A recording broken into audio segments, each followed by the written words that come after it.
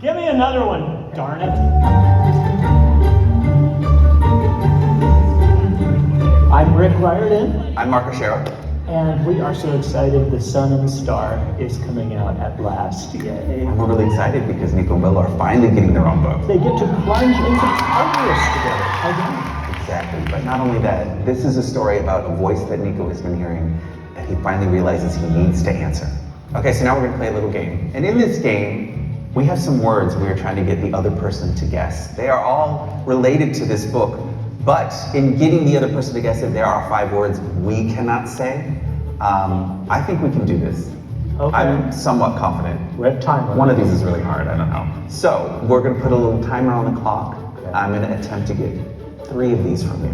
Okay. So, if we're ready? I'm ready. Let's do it.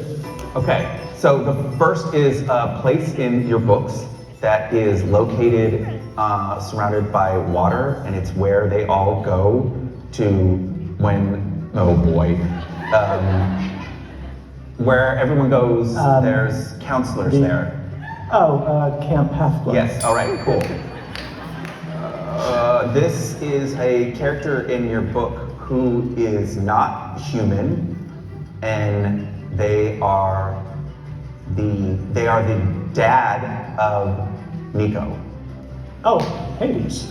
That was the one I thought was gonna be super hard. All right, so proud of you. All right, never mind, now this one's really hard. Okay, so in the book, a character has an ability that is revealed, and this ability gets a fun name because it comes out of their stomach.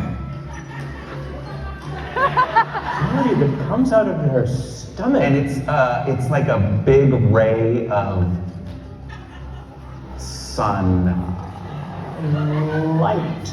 Yes. Okay. But what is the name that Nico gives this character? Oh, like a nightlight. Glow light. Yes, but there's another one. Oh no. It's revealed after. I can't say the character. I messed up on the easy one, naturally. Okay, so I've got my 3 words I need you to say, and the words I cannot use to describe them. I'm going to see how we do with word association. Ready? Yes. Okay, let's start the timer now. Hero. There's so many. Jason. Type. Type. Demigod. Thank you. Okay. Location. Central Borough. Oh, dumb me. Now, see, I'd like to say that isn't on my list of words I can't say, but you're right. Yeah, all right. Give me another one, darn it. Okay, I'll go to the next one. We're going to the 3rd one. We have to keep that in. Mr. Perfect, okay.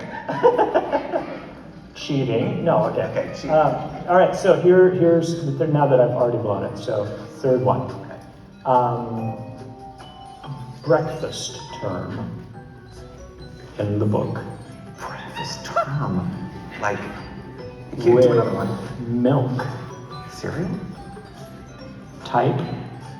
A type of milk? Oh my god. You mean like the nectar? What's it called? Used to describe certain characters. Oh my god. Do another word. It's so close. On the bookmark. Cocoa Puffs. Thank you. Okay. I'm the only one that messed up there. Oh yeah, it's perfect. It's perfect. No, wait, I did say all day don't cheat. And then Yeah, what do I do? What do I do? I just wait for the cameras to be rolling. Wait, You what can't would you stop say me. for Central Park, New York, Manhattan, trees, Port? Okay, all right. We'll workshop. We'll get there.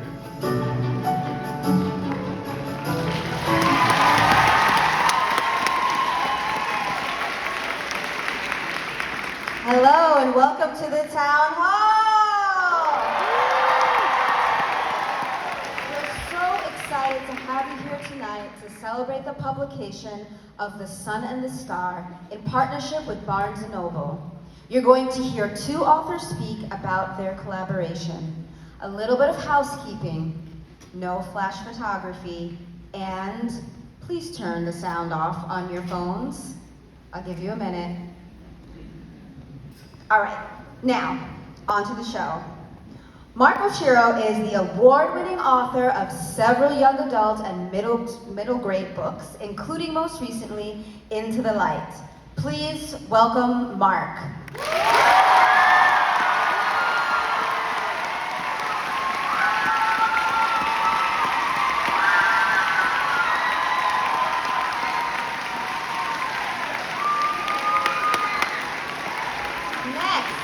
Is the author of 5 New York Times #1 best-selling series, including Percy Jackson and the Olympians, which has sold millions of copies throughout the world. Give it up for Riordan.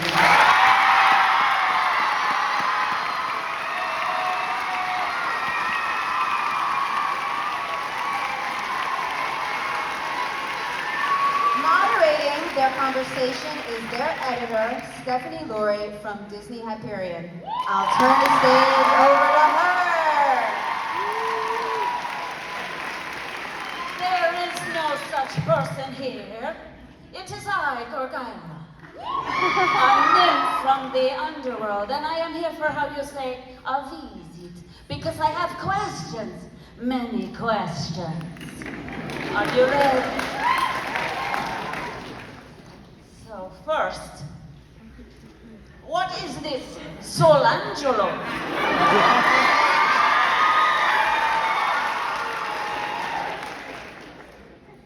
Well, so when there are 2 last names,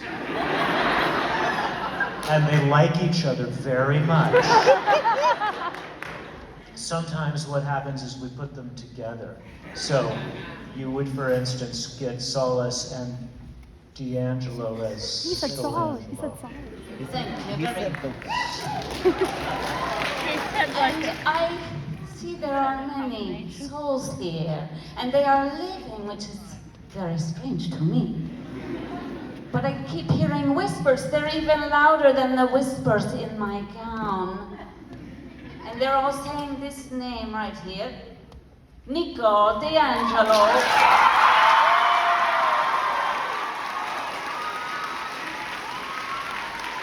Who is this Nico D'Angelo? My child. My favorite character in the entire series. Thank you, one clap. Love that. Everyone else is like totally vibe with everything else. That part. A perfect, never done anything wrong in their entire life. Ever. Not once. Nothing happens to him in the book we wrote. No, no one would ever write anything that would make him suffer. Only you get to make that joke. Oh well.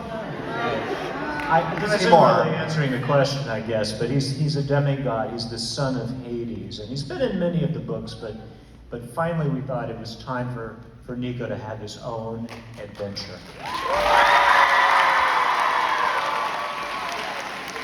That was my next question. Why?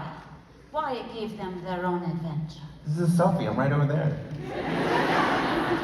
I would answer that with, oh, why not? First of all, why not? I think we talked about very early on with our editor, who we wish she could be here, but, you know, rest in Forget peace. her. Forget her. We don't care about her. Was that, if we were going to do this, Will and Nico needed a book of their own, and that they needed to be treated, particularly as other couples had, particularly thinking about Percy and Annabeth, they needed the same level of love and respect and care and building out their story. They needed a novel-length version of that. It couldn't just be this, you know, a short story. There's so much to them and so much that hasn't been revealed until now. Oh, and so much. So much. So much is revealed. Question for the audience, how many of you have now read the book? Okay, all right. We won't spoil it. Good. I keep making eye contact with like the one person I know here, like direct eye contact. Hi, Erica. I love you. So, you know, it is So you, mister, I understand you're a very successful writer. You're famous, no? I mean, what is famous? this.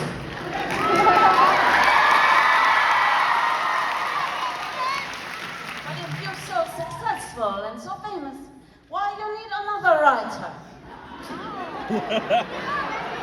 I mean, the picture alone really tells so much of the story. A perfect likeness. Yeah. I was looking at someone with a question mark over their head. I was like, this explains my gender so perfectly. I didn't realize that. Last night I made the joke. I was like, why am I on the bathroom logo? But now I take it back. That is my gender over there. Who knows? Well, I mean, So I want to know, why this particular one? this one here, this Yes, one. huge. Yeah, that's quite the picture too. By the way, this was taken here in Central Park for A Calendar for the Bells by Daniel Clayton, one of the best books. Thank you. It was taken by my friend, my wife, Zoraida Cordova. We made the mistake of taking this on Valentine's Day, so everyone thought we were getting married. We weren't, and we had to tell everyone we're single. So why Mark? Well, I mean, when I started thinking about writing a novel about Nico D'Angelo and Will Solis, I knew that that's something a lot of the readers wanted. It's something that I had kind of set up in the Trials of Apollo. I knew sort of what the story would be, but I really didn't feel like I was qualified to tell the story by myself of two young gay men and their journey together. I mean, I kind of felt like I needed to get an equal co-author, a great queer writer who could sort of bring depth and resonance to these characters that they deserve. I was a big fan of Mark's work, as was my former editor, wherever she went. Forget her, I said. I'm forgetting her. And we were just really lucky that that collaboration happened, and I hope that you'll find that the book is greater than the sum of its parts. It's something that we could only have done really together.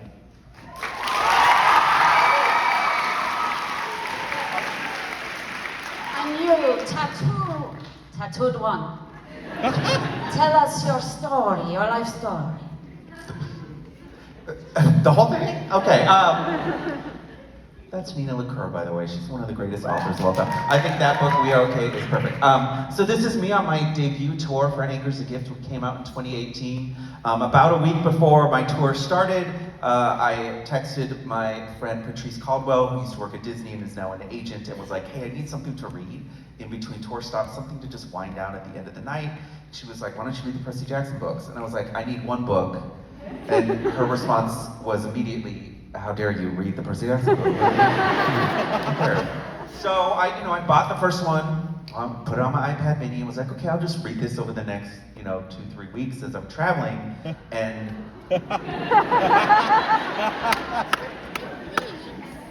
did you hear that cackle? Like it was like a rolling cackle. It reminded me of home in the underworld. Yes, absolutely.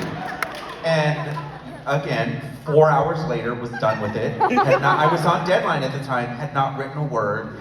2 weeks later, all 14 books that were out had been read. I mean, my whole personality. And then, like many of you here, especially as a queer person, as someone who strangely has a lot of things in common with Nico, like I was like, oh, you're mine. Like this is everything to me. This character means everything to me. Fast forward till when I believe Tower of Nero comes out, then I reread the series again in preparation for that, read Tower of Nero, and then I'm writing books, I'm doing my thing, and I am in a hotel in Long Island City writing a Star Wars book when... Oh, no, you too, hi. Okay, sorry. And I get this email from my agent that I fully thought was a prank. And then I had to sign the scariest NDA of my whole life. There's an alternate version of my life in which I didn't get this project, and I would legally never be able to tell anyone I auditioned for it. Good, yeah, no, react really well. Very good souls, right? For a guy, Yes. very, very good souls. I like that. So, I get on this Zoom call and But have wait, to try to. before you go there, Oh, what happened? I No. want to go into your past. God. I jumped ahead, I'm sorry. Not very good at telling stories sometimes. Sometimes. This is why we had an editor, rest in peace. Hold on, I gotta stand up for this. This is me at 11 years old, 6th grade, first week of school. I was student of the week, a direct pathway to being gay.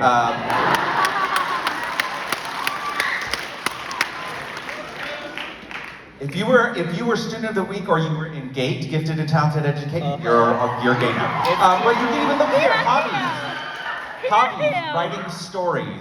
I wrote this book when I was 9 years old. I loved the Goosebumps books growing up, and so I wrote 10 of these things by the time I was 11 years old. And we can all also sit here and appreciate. At 9 years old, I wrote a book called Stay Out of the Closet. Even then, I knew,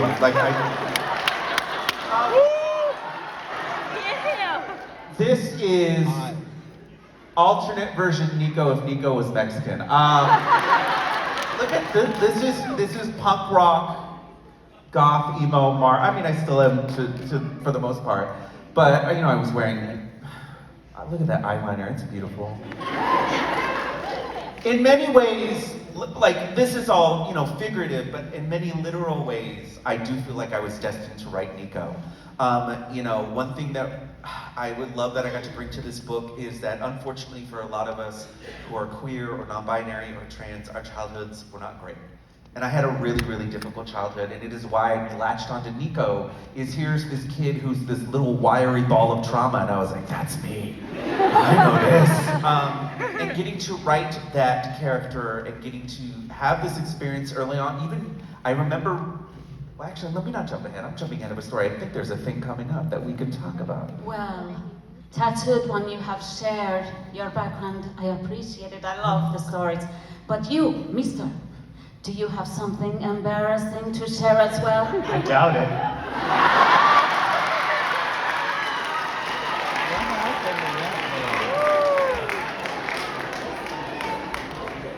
I mean, I don't know. It's a look. Can we change this presentation in the future so that Carry On Wayward Son starts playing as soon as this comes out? Oh my god, yes! Well, anyway, we are getting distracted. Let us go back to the process. What was the audition like? Terrifying. I get this Zoom call with Rick, with this person I don't remember her name anymore. Sometimes if I get real quiet, I can hear her still speaking. It's weird. It's weird. It's weird. I think she's still with us. And so I was still asked, hey, we want to see sort of like a sample. What do you think the beginning of this book would be? If some of you out there were lucky enough to get that chapter sampler, it was about 5 chapters long. I revealed this on Twitter not too long ago. You actually are reading the edited final version of my audition. Like literally up to that scene, that's what I turned in. And so, I get this outline, we're gonna talk about it in a second, but I was like, oh, I want you to know how ready I am to write for the series. That's partial reread of the series. All of those sticky notes are a different thing. I will reveal it on Twitter when this tour is over, but there's a reason what those colors mean. I had a whole color-coded thing with every instance of Nico, Will, other characters who are in this book, I don't want to spoil, who show up. I showed off. I use this program called Plotter, Plottr. It is a visual means of writing an outline. This is my outline for Into the Light. This is my outline for You Only Live Once, David Bravo. And my thing is I wanted to show oh, I'm ready. I'm ready to do this in detail. You are not just asking someone to write a book who might have a gay thought every once in a while, and you're like, okay, it's on the page. I was like, this is what I do. I prepare a lot, and it worked out really well because Rick is an outliner. Oh yeah, I love this, and I love colored sticky notes. That was my thing. I don't even know if these are actually corresponding to anything, but they were so impressive. They weren't. Oh my god. What if I just sent this and it's all been a scam? Wow. Well, it worked. Another question. There was an outline like this. Did anything get added to the original outline? Well, the outline was 11 pages. The book is 480, so a few things, just little things. This is the outline that I wrote to start with, and I really, it's just sort of going from place to place. They do this, they do that, they meet this monster, they meet this person, this happens, that happens. There was a lot to be added, so after this outline went to Mark, they did a second outline, went back to, I don't know why I'm looking at you and I'm thinking of Stephanie, but God rest her soul, came back to me and went back and forth, and then yes, we added quite a bit. You're forgetting a person who's a part of that process. Yes, I am. Yes, Becky Riordan. She was very, very instrumental in how this book ultimately turned out, which for me as a Percy Jackson fan was so delightful, because I remember getting a version of the outline back, and I was like, I saw the first like comment from Becky Riordan, and I was like, that's not Becky. And then like as I'm reading, I'm like, oh, this is Becky. Oh my God, this is amazing. Oh, her point is so good, and she helped in particular with Will. Will is the way he is in this novel so much because of her gentle nudges and suggestions. Because for me, that was the hardest character to write in this book. I knew Nico inside. I mean, I could write Nico with my eyes closed. I did have my eyes open while I wrote this book. But yeah, to answer your question, Gorgyra, part of what was fun about this was that Rick and his team and Disney let me do what I wanted. And as a queer writer and as someone who has dealt with, you know, all the institutional issues in publishing, to just sort of be let free in, like, you know, they talk about you're playing in someone else's sandbox. No, I was in like Toys R Us. And I was like, have fun, go off. And then no one checked on me for like a month. It was great. I built my own society. I built a lot of Legos. So I don't want to spoil. The first thing you'll get to that was not in the outline is the flashback. And I remember writing the book and being like, I kept running into this problem with Nico, and Nico having to constantly explain to Will what Tartarus is. And then I had a moment where I'm like, I am telling way more than showing, or I think I need to show something. And I did not tell Stephanie Leary, rest in peace, or Rick that I was gonna do this, and I just swung with wild abandon and was like, I'm gonna come up with something. So that was not planned, and I think an integral part of the book now. Yeah, I mean, this is the most achronological book, I think, in Percy Jackson's work, in that it flashes forward, it flashes back. You kind of have to keep track of where you are. But I think it's richer for that. I mean, it's got so many different levels to it, and you learn about Nico and Will's individual past, their past together, but you're also hearing stories that are told, funnily enough, to Gorgyra. So there's that piece too. I love stories. I heard that about you. Yeah. And I love monsters. Many of these are my friends from the underworld. Yes. Some are from Tartarus. And one of them is me. How nice. Where did these come from? Why you pick these?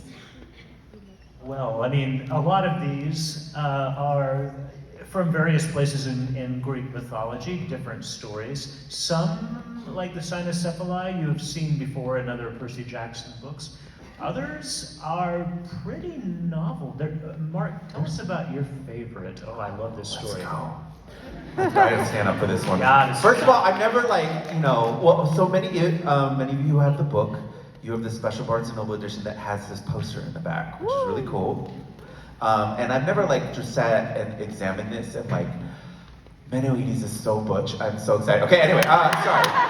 So, my favorite contribution probably to the entire book, which also was half in the outline but half not, the Eternae. Daddy. When I was a kid, I was, like many of you, obsessed with Greek mythology, and I was lucky enough to have a history teacher who introduced me to the journals of Alexander the Great, and there's a lot of really weird stuff in those journals. So we were learning about where he was going, we were tracking it on a map, and there was a story when he was in somewhere near northern India where he came across these creatures called the Eternae, who were these weird, woolly-skinned, sort of like an elephant, sort of like a bear, but they stood upright. But the thing that stood out to me is they collected bones on their head. And they had these gnarly bones sticking out of their head. And of course, I'm 8 years old and in the closet, so I hyper fixated on this and was like, this is my whole sense of self. And I was like, oh, I can't wait to read more about these things in other books. And yeah, they don't ever, I think they show up in one obscure video game. No one writes about them. So I have literally been sitting here for 30 years being like, when can I write about the Eternae? And so the Eternae got added to the outline. They definitely were in the outline. But the problem is when I started writing them, they are these horrifying creatures with red eyes and like these bones jutting out of their head. And so the first draft of the scene was so scary, it actually wasn't fun anymore. I was like, oh, I think I've gone full into horror. So I was really struggling with what to do. And I was sitting there and I learned so much from writing from Rick. And I had gone back to some earlier action scenes and was like, one of the great ways to deal with something really scary in the Percy Jackson world is to tell a joke. And then a joke can cut the tension but not negate it. And so it was the thing I learned about writing from Rick. And so I was like, what would make this scene better? What if they were himbos? So that's all I'm gonna say, but you're gonna get to the scene. You will know in 1 second. Oh yeah. And it's a lot.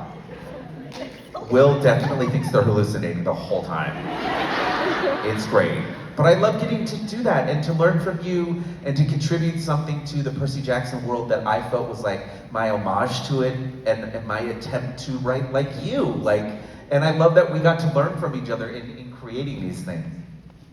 Yeah, I mean, you've made Percy Jackson canon now. That just, you have. I mean, not just the monsters, but backstory of Nico and Will and a lot of the other characters. It's really incredible. And one thing that I've learned from you is just the chance to let the emotions breathe and let them experience them. It's been really, really gratifying because you do that so well. You give the characters a chance to explore how they're feeling about things. And sometimes I'm so concentrating on, pace, that I don't do that. So I learned equally as much from you. I love the romance. It fills my soul. But what are these scribblings in the front and the back of the book? Okay, these are, this is this is the final version. Sometimes I don't know. In your end papers of the books. That was rude comment, how dare you? I'm sorry, you just wait. The end papers have this journey that Nico and Will take throughout the underworld. But we didn't just get this from nowhere. Oh no. Yeah. So you're very lucky in that the town hall produced these wonderful playbills for all of you. So lucky. Because this is in it. Yes, it is. I get an email from the dear and departed Stephanie Lurie, rest in peace, that was like, hey, I think you were actually on set at Vancouver, so it was literally impossible for you to sit down. But they were like, oh, we're thinking of doing these end papers with a map. Do you want to just sketch up a real map? And I was like, no, I don't draw, that's not a thing. And Steph had said, well, it doesn't need to be good. And in my head, I was like, it won't be. I mean, this is someone who, when I got, rest in peace, BEA BookCon, my first BookCon here at the Javits Center, that labyrinth, that's actually the inspiration for the labyrinth in Percy, right, isn't it? Pretty much, yeah. Where I once signed a book for a kid, gave it back to them with a doodle. They asked for a doodle of a cat, and they looked at the doodle and then looked back at me and said, you should stick to writing. So that's my level of art. So I was like, well, I know the main plot beats, and I just needed to give an idea for the person who drew the end papers. Let's take a journey through this nightmare. We've got, Hades Palace is accurate. This just says, suffering. More suffering that apparently only happens to Will, I guess. Oh God, what is happening up there? Will regretting everything, that's up here. My favorite is, this is Menoides, the real butch from last time. This is what I drew as Menoides. And I just put, please don't judge. There's a lot. So please look at the playbill, you'll get to see the original draft of these end papers that thankfully got turned into an actual professional work of art. Now I have the most pressing question of all. If you do not answer this correctly, I will not let you leave tonight, so be careful. I think they'd be fine with that, actually. But, Yeah. you know. I want to come on. Do you have a favorite part? Do I have a favorite part? I do love Persephone's garden. I had sort of imagined this scene one way, and then you made it so much better. It was really fun to see Nico and Will in that environment. I especially like the part on the map that you drew where it says, Persephone, imagine she is pretty. Right, yeah. I couldn't do that. I think I think that would be a great tattoo, actually. For somebody, I don't know. I'll get that. I want that. Yeah. What was yours? I have two. One is the things Menoetes reveals. Menoetes, it's great. I was really happy. So a theme that appears throughout this book is that no one is who you think they are when you first meet them. And even Nico and Will learn that about each other, that even after knowing each other as long as they have, there's still more to be learned. I enjoyed writing that, but my favorite part from you is a joke from a troglodyte that wasn't in a draft, that you came up completely with, and I remember getting your draft back, and I laughed until I cried. It's so great, I'm not gonna say anything else, but you really fleshed out the troglodytes and gave them so much wacky humor and helped build out this society even more. So I loved, because that's the thing is when it really comes down to it, there's very few things in this book. Why am I sitting like this? What am I wrong? I'm gay, that's why. Like, we can't sit in chairs. Sorry. I did this last night too, and I was like, I will sit normal tonight. I didn't. But like people have been asking us in interviews and whatnot, like, oh, who wrote this part? Who wrote this part? And almost everything is really half and half, where like you may came up with the idea, but then I came up with one way of it came out, or I came up with something, but then you found a different way. And so, you know, I loved that experience of writing this. It's like getting drafts back from you, and it was like I got to read a new Nico book every single time because I didn't know what was going to be in there. So, you know, my favorite part was doing this with you. And I have to say, I mean, you've added so much. Like, we're still kind of adding to canon. I mean, last night, I think you said that Menoetes was a Swiftie, right? Yeah. Sure, he's got like the set list tattooed on his back. No, he has the lyrics to the 10-minute version of All Too Well on his back. There it is. And I really think that has to be canon now, you know? That's good. The Persephone scene is where a certain character's sexuality is finally put on the page, which was really important to have that spelled out. And then I forgot that I did that, and then I said it on Twitter, and everyone got set on fire. Like, everyone was like, wait, what? That's in there? And I forgot. Like, so I'm learning. No, Sorry, everyone. that was totally Mark. I mean, like, laying down the canon, you know, from on high. And it was awesome. I love that visual metaphor. Like, I'm just up on a mountain, like, and this is canon, and now you're gay. Like,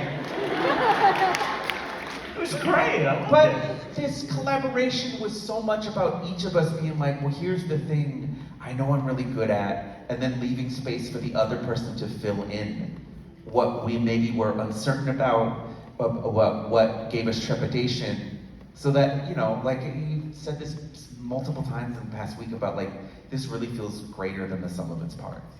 And we're really proud of that. Absolutely. Well, this has been fascinating, but you, mister, you are a very busy man, no? You have many other things to tell us about? I guess I...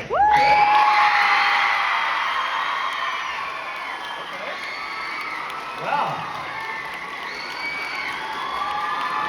That does look like a lot, doesn't it? We had that moment where we were both shocked. Like, I was like, it's so loud. Oh my God. Yes, For sure. there's a lot of that. Sure, I mean, I could talk a little bit at first about the imprint that we do, Rick Riordan Presents. Which, I mean, if you're not familiar with the imprint, basically the idea started with people asking me, Rick, would you ever write a sort of a Percy Jackson type book on Chinese mythology or Aztec mythology or whatever it may be? And there's lots of wonderful mythologies out there in the world, but I'm not an expert on all of them, and I didn't grow up with all of them, and I didn't really feel like I was the right person. So I started talking with my fine friends at Disney and saying, wouldn't it be better if I could just sort of put the spotlight on authors that are actually from these cultures and grew up with these, let them tell their own stories, and I'll just be cheering. So thankfully, they loved the idea, and we found some amazing authors to tell their own stories. I don't tell them what to write. I don't say, hey, you gotta make it like Percy Jackson or what, you do your thing. The only thing I say is, if you like Percy, and you like mythology stories, you like action and humor and all of that, you're probably gonna love these stories too, because all of these authors do that their own way. So, it's done wildly, wildly better than I ever thought would be possible, and we still have so many more books coming out. A few of those, just to put on your radar. This one is out now, Stacy Lee.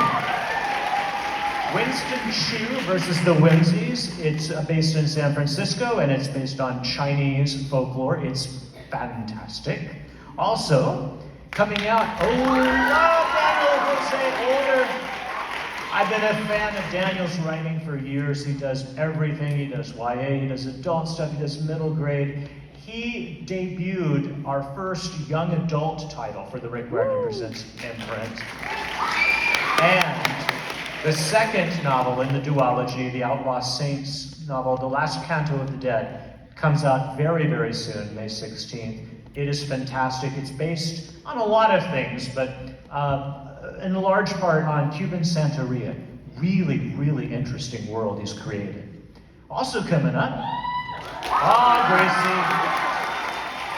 Gracie Kim is so amazing. I still have never met her in person. She lives in New Zealand. So, you know, we communicate, but I've never met her. But she writes this wonderful series that is set in Los Angeles. It's about Korean folklore and mythology. Fabulous stuff. It will make you so hungry for Korean food. The recipes that she puts in there, oh my goodness. And the third book is coming out June 6th. So definitely, if you haven't started it yet, check out that. Mesopotamian mythology, one of my favorites. Sarwat Chadha does it amazingly. His second book is coming out in August, Fury of the Dragon Goddess. It's got everything you would want from Babylon, all the Mesopotamian gods. So cool. The second book just got a starred review. That's really rare. Second books in series don't usually do that. But check it out if you haven't.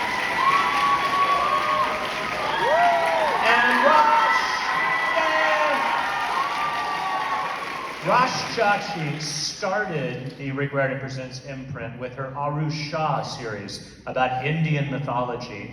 Did an amazing job with that. And what you might not know is that the other half of Rosh's heritage is Filipino.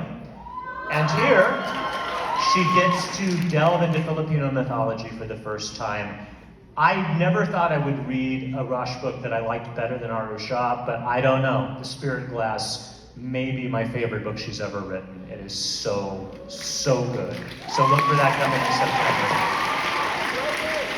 Yay, Rosie! And Rosie Brown writes a series about Ghanaian mythology, Ghanaian vampire hunters in modern America, but these aren't just any old run-of-the-mill vampires. No, no, no. These are West African vampires that are way more interesting and way more deadly. And you have to know a lot to survive these. So if you haven't checked this out yet, the first one is out, it's amazing, and the second one is coming out September 12th. Another one of our debut authors, J.C. Cervantes, has been doing incredible things with Aztec and Maya mythology, and she is still going strong. This is the Shadow Bruja series. The newest one comes out October 10th, Dawn of the Jaguar. Oh. And Yoon Holly I love Yoon's series so much. It's hard to describe. It's kind of like Star Wars with Korean mythology. It is so great. Magic and sci-fi all in one product. And the third title in the series is coming out in October.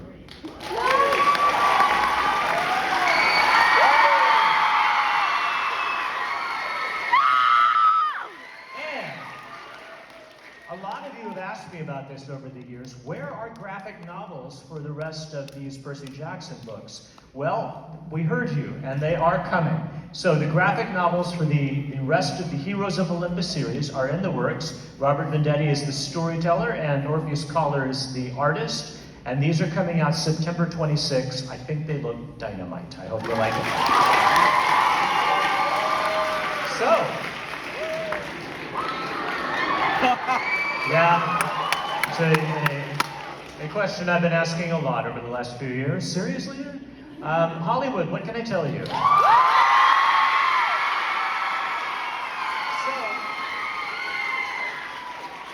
about 2.5, 3 years ago, we heard that Netflix was just kind of out of the blue. They called us, and one of the executives said they really were interested in optioning the Kane Chronicles.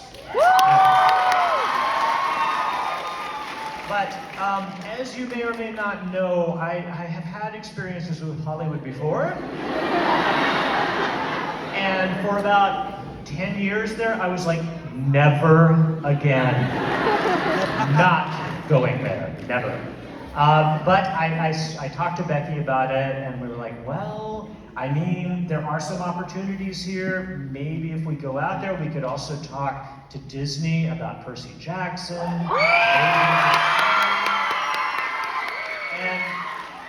And so we said, okay, we're going to give it one more try. So we went out there, and the first thing that happened was we met with the Netflix folks, and they were so excited. I told them, you know, if we do this, we have to do it right. They wanted to make a feature film based on the first Kane Chronicles, the Red Pyramid, and I said, okay, if we do this, that's fine, but we need to be executive producers, we need to be in the whole thing all the way through, you have to promise me that. And they said, yep, no problem. So where we are now with this project is we have been through 4 or 5 drafts of a screenplay, which I'm told is not unusual. This takes a long time. But for 2 years, we've been working on this with different writers, sort of trying to get it in the zone. We now have what we think is the final script, and it is with the studio now. That has to be approved before anything else can happen. And then if they like it, then they will buy it, then they'll make it, but we'll see. Also, Daughter of the Deep, my homage to Jules Verne with Anna Dakar, a descendant of Captain Nemo. It was so fun to do this. I mean, it's so different than anything I'd written else. This is now with Disney Plus as a streaming feature. So we're developing it to be a movie on the Disney Plus channel.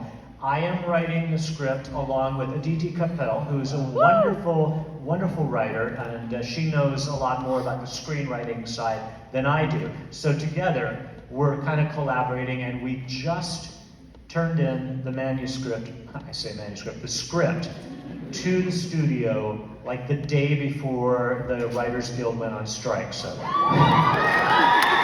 Dodged the bullet.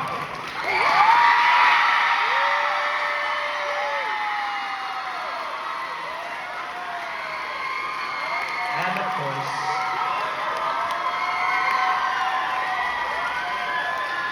there's my friends right there, the Golden Trio. I love these folks, I really do.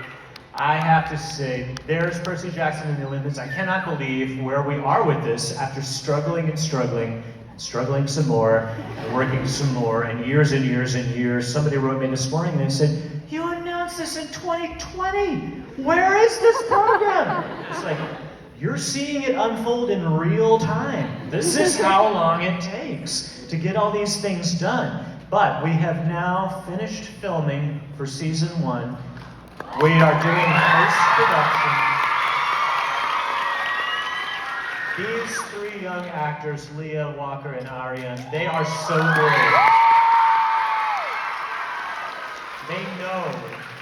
They know how seriously you guys want this show to be good.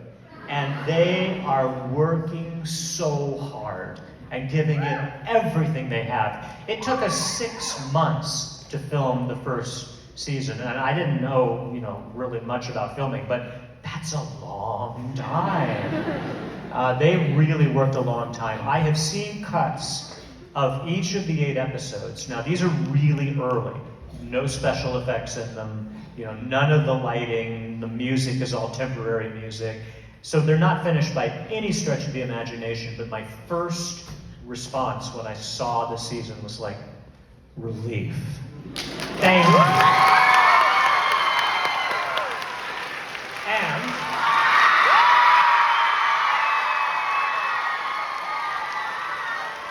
finally, a funny thing happened on the way to the adaptation process.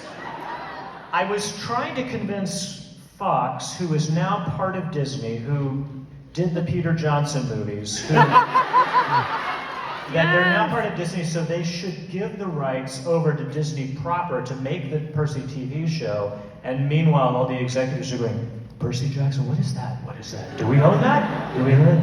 One of them looked at me and said, who publishes those? And I said, you do.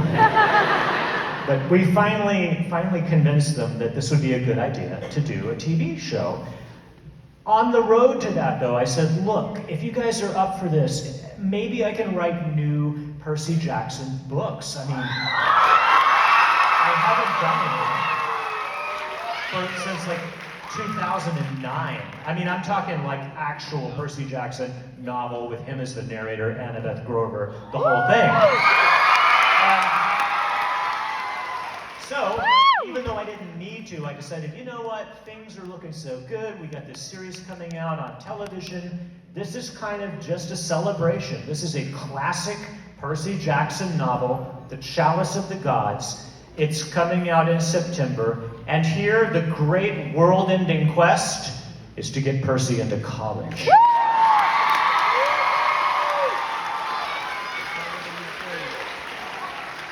We'll see. But So, for many of you, you are meeting me for the first time, but this is not, Sun and Star is not my first book, it's actually my 7th. Thank you. I'm very proud of that too. Thank you for raising whatever, I can't see what that is. I hope it's not a weapon. It is a weapon. Okay, well, I've been publishing for 5 years. This actually turns 5 years old in like 2 or 3 weeks. My debut book is Anger is a Gift. It won the 2019 Schneider Family Book Award. It is a book about protests, about a group of kids who stage a walkout at their high school. One of their friends is injured by a metal detector. It is near and dear to my heart, and about my high school experience. If you like things more on the fantastical side, my second book, Each of Us a Desert, is a secondary world... Thank you! 4 of you who have read it. It's a secondary world fantasy about a girl who has the magical ability to pull stories out of people's bodies, and she is told she's not allowed to leave town because she needs to cleanse everyone around her, or else her god will get vengeance on her. And one day a stranger shows up in her town and reveals accidentally that everyone has been lying to her.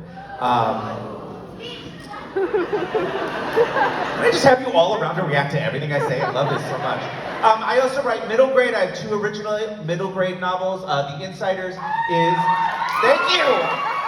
The Insiders is a book built around one joke, which is about a queer kid ending up in a closet while running away from his bullies and being like, I'm in a closet. And it is about this kid, Hector Munoz, who finds a magical closet on his campus that allows him to meet up with 2 other kids in 2 other parts of the country in a pocket universe that helps them not only escape their bullies, but then starts forcing them to solve each other's problems. You Only Live Once, David Bravo is my... Thank you. My comedy time travel novel about the most indecisive kid on the planet who is forced to travel back in time to redo his greatest mistake. But when he does that, he breaks the world a little bit so as to keep going to an earlier point in time to find out where he went wrong. This probably has my favorite plot twist of all time. My most recent book is Into the Light. Thank you. And look, I know authors, and I'm sure you get this asked all the time too, like, oh, what's your favorite book? And it's, you know, people are like, authors, we say like, hey, these are all my kids. I don't like favoring any one of them. I love them the most. That's my favorite child, like right here. And I love this child so much. Into the Light is a largely, unfortunately, autobiographical story. I wrote about my experience with homophobia as a kid and being kicked out of my house for being gay. But it is a thriller about two kids whose lives are intertwined because of a religious camp. One of them attends it but cannot remember his past and is always told he's a miracle, and the other kid is trying to find the camp in order to find out if the dead body found outside of it is his sister, who was instrumental for getting him kicked out. And I'm very proud of it. So that's a little bit about me. If you want to check out my other work, you know, you can read this book. You can read this one. I like it a lot. Oh, your swords are so great. Now it is Gorgyra's favorite time. It's question and answer time. These questions came from some of the souls who are We don't know what they are, tonight. actually. Oh, we were not allowed to look at them, so I'm afraid. This is for both of you, Mister and Tattooed One. Can you tell us why it is important for kids to read and learn about Greek mythology? Well, I mean, the first thing that comes to mind is that it's everywhere, and once you know it, you start to recognize how many different facets of popular culture it has influenced. I remember being in Dublin like 10 years ago, and I was doing an interview with somebody. I said, "Well, why Greek mythology? We don't have any of that here in Ireland." And I walked out, and I was walking around St. Stephen's Green, and there's, oh, look at that building, there's Hermes. Yep, there's Zeus. Oh, there's Athena. They're everywhere. You can't get away from Greek mythology. And you don't have to know it, I suppose, but if you do know it, you start seeing that sort of archetypal story everywhere that you look. And it makes everything a little richer, I think. My favorite thing about it, too, and why I liked it so much as a kid, is just the power of the storytelling. And I still love it because it helps me think about how to tell stories now. You know, a common advice we give to young readers, to young writers in particular, is the best practice is writing and reading, and to read stories from around the world, see how they tell stories, how are they different. So there are ways that Greek mythology and those classic stories are told that we still cling to, but then some that we don't. In the way that the action rises, evolves. And so I always say, like, reading a story is a lesson. It's a lesson on how you can potentially tell a story too. And as you're saying that, I'm starting to think that one of the reasons Greek mythology has been around for so many thousands of years is that it's kind of like what we were saying about the outline. It's almost as interesting what is not explained as what is explained. And those stories are so strange. And they make you think. They don't answer all your questions. Why did he do that? What was she thinking? You know, what? It came out of where? And there's so many strange things about Greek mythology. You know what I'm talking about? I mean, it's terrible. But it keeps us interested. I don't know what you're thinking about. I don't know. You, Mister. When you first wrote Nico D'Angelo, did you know how much of an impact he would have on queer kids?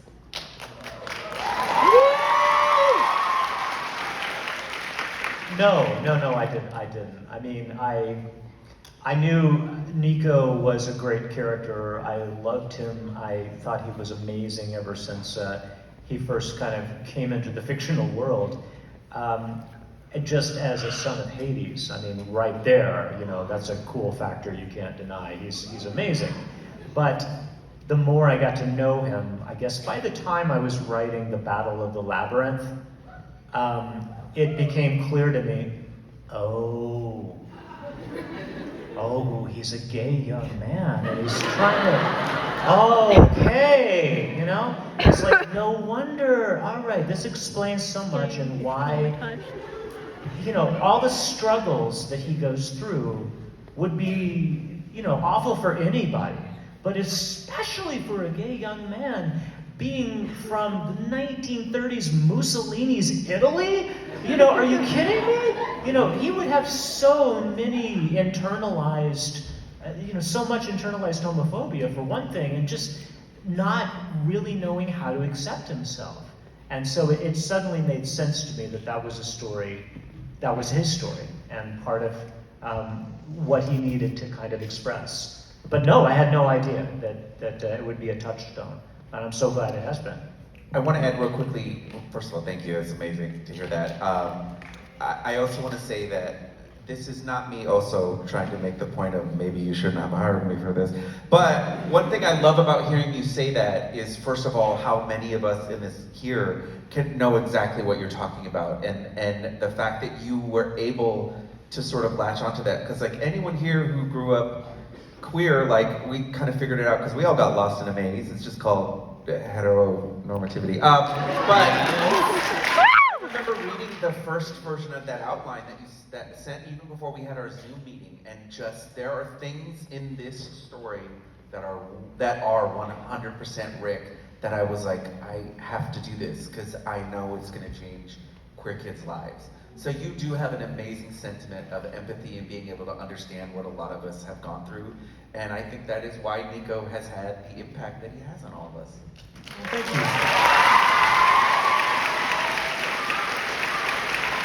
Speaking of Nico Tattooed One, is Nico a My Chemical Romance fan? So I hope there are some old school, like emo, punk rock, hardcore kids. Because I got to do a thing, which is, he's always in a Skull t-shirt. And there's a very famous AFI t-shirt. AFI is my favorite band of all time. And there's this very famous East Bay hardcore shirt with a skull. So I just wrote it in and was like, this will get cut. And it didn't. And so I actually think there is so much pop culture in Percy Jackson that I loved inching him a little bit towards that, because we all know he is. The answer to the question is, of course. He is, he's into everything Gerard Way has ever done. He absolutely had a crush on Frank Iero, like, come on. Listen to Frank Iero's new band, Ellis Dunes, they're great, okay? Yes, 100%. Who asked that question? I adore you, we're best friends. All right, we have time for two more. It's so sad for Gogaira, because she could go all night. But anyway, for both of you, which character of all the heroes of Olympus reminds yourself of you? I'll start with Nico is the obvious one, but I do want to actually add a second one. But Nico, in many ways that I've talked about all night, but I'm also going to add Hazel. Who I love and adore, and I love her story, and that's all I'm gonna say. I can't say some other things, but anyway. Hazel, I love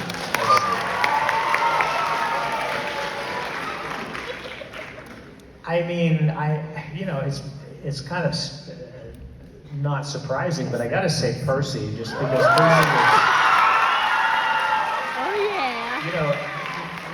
he's in many ways my alter ego. His voice is a lot like my voice, and I just relate to him so much. Plus, he's just so hopelessly clueless at all times. He's a great guy, but it's like, he just walks into the room and says, "What are we doing? You want me to kill what?"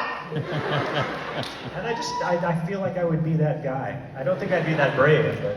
I would be that too. One last question for both.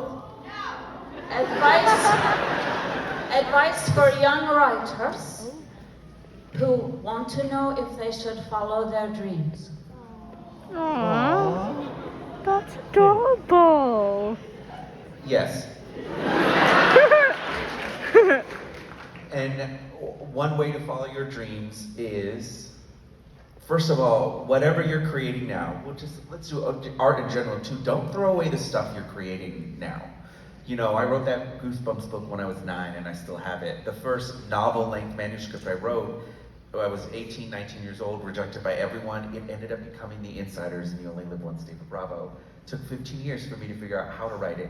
You may not know how to make the art you want that's in your head when you're younger, but as you practice and get better, you might figure out how to finally do it.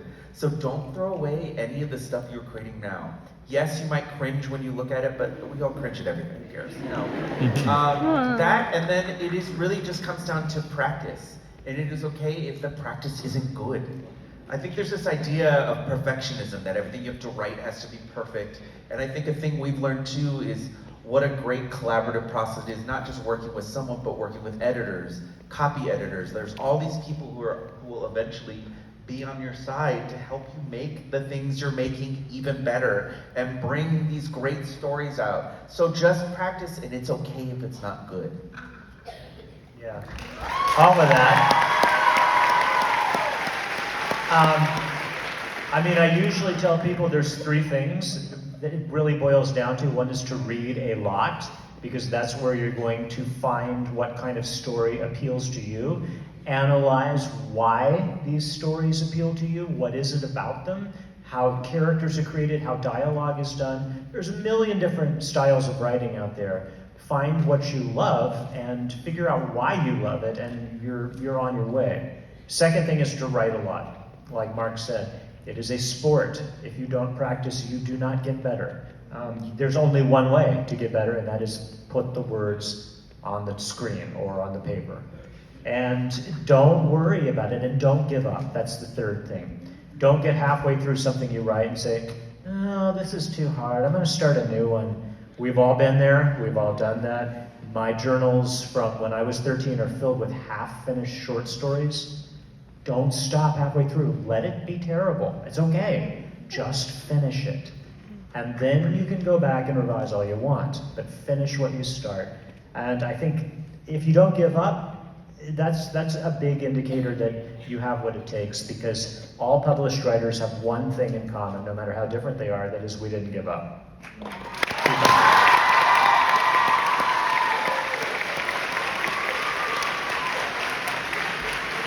Well, thank you. I still do not know your names, but you have filled my heart. You have made me less lonely. And now Gorgara can go back to the underworld and sit there all alone waiting for her husband, who's actually a river. Good night. But I think before we go, Yeah. shouldn't we get a picture maybe? You guys want to do a selfie? Those are your books, right? Are there books? Do you guys have Okay. your Oh, books? there's books. Wow, Oh, that's that'd be glow in the really dark cool. from here. That's Does really everybody cool. want to hold up their book? We'll do like one big selfie. No, stay seated, So stay I'm seated. gonna do a selfie with my phone, and then Okay. we're gonna have the wonderful house photographer come Okay, in and do it. So we're gonna cool, do this is great. Oh, you ain't gonna block my shot. Not you, you're fine. You are lovely. You are probably a lovely woman. Okay, ready? Get your hold of it. Ah! Hold it up. Oh, there's strange Come things. on, Mark. Fucking in the face? What about us? It's okay. He's gonna get me to another level. So we're Get the okay. balcony. Hold it up. Yay! Okay, here comes What the. about us? Have no mercy.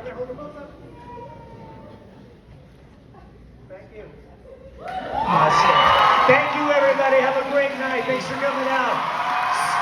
There's gifts coming your way, so if you want to stay put, there's Yes, t-shirts. don't leave. You have another thing you're all getting, so don't go anywhere. Thank you all. Hello, everyone. Thank you for coming to the town hall. On your way out, make sure